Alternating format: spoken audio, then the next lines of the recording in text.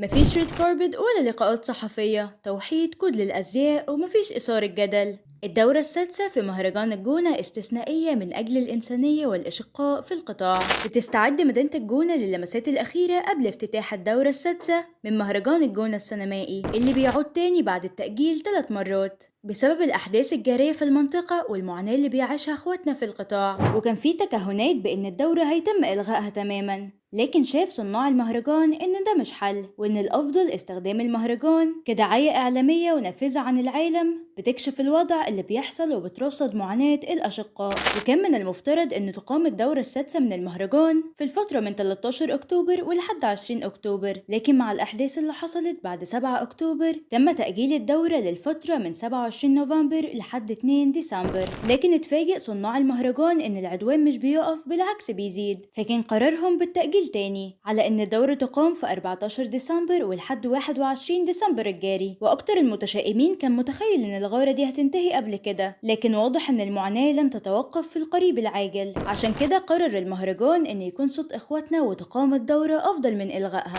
وهتشهد الدورة تغيرات كتيرة، واللي هتقام بشكل استثنائي، وهتكون الواجهة علم أشقائنا. وهتقام فعاليات هتتخصص للسينما الخاصة بيهم بتدعم القضية وبتتضامن مع أهلنا هناك. وهيتم عرض 10 أفلام منهم 2 إنتاج السنة دي، واللي بيسلطوا الضوء على التحديات اللي بتواجه الناس دي، واللي يعتبر دعوة للجمهور عشان يفهموا بشكل أعمق معاناة الناس دي. لكن أعتقد الصورة أبلغ من الكلمة، واللي بنشوفه يوميا على السوشيال ميديا بقى أصعب من إن تجسده كاميرات السينما. ومن أهم القرارات اللي أخدها صناع المهرجان إلغاء كل المظاهرات الاحتفالية واللي كانت بتقام في الدورات السابقة عادي، منها إلغاء السجادة الحمراء. وهيكتفي الصناع بحفل إطلاق المهرجان اللي هتشارك في أحيائه المغنية التشيلية الفلسطينية إلينا لتسليط الضوء أكتر على القضية في كل الفعاليات. كمان تم وضع دريس كود محدد لكل الفنانين والفنانات وضيوف الحفل عشان محدش يظهر بلبس أو ألوان غير مناسبة للأحداث، بالإضافة لإلغاء لقاءات القنوات والمواقع الإخبارية على السجادة الحمراء، وإلغاء أغنية الدورة السادسة اللي كان مقرر إنه يتم غنائها في الحفل. وبيتم الإعداد لبعض الفقرات اللي بتهتم بالقضية، بالإضافة لدعوة بعض الفنانين الفلسطينيين للدورة دي. وتم وضع برنامج لعروض سينمائية من عندهم بتوضح معاناة الشعب ده، واللي هيشوفها الضيوف من كل أنحاء العالم، ومن خلال حلقة نقاشية على هامش القسم الخاص بإخواتنا في المهرجان تحت عنوان الكاميرا في أزمة، واللي هيتم فيه استعراض المشهد المعقد لصناع الأفلام هناك، وبالتالي صعوبة الحياة أصلا. المهرجان مش بس بيقدم للقضية دعم إعلامي ومعنوي، كمان تم الإعلان عن حفل عشاء كبير هيحضروا شخصيات مهمة والفايزين بالجوائز عشان يتم جمع تبرعات لأهلنا هناك كدعم مادي من المهرجان اللي بيستغل الحدث بشتى الطرق لدعم اخواتنا. ده غير أصلا إن إدارة المهرجان سبق واتبرعت ب5 مليون جنيه من شهر. مع التأجيلات المستمرة كمان الفعاليات جوه المهرجان هتستمر بشكل طبيعي، وعلى رأسها مسابقة المهرجان اللي هتنافس فيها عدد من الأفلام الطويلة والقصيرة والوثائقية على الجوائز. كمان فعاليات سيني جونة هتكون مستمرة لدعم صناعة السينما بشكل مباشر،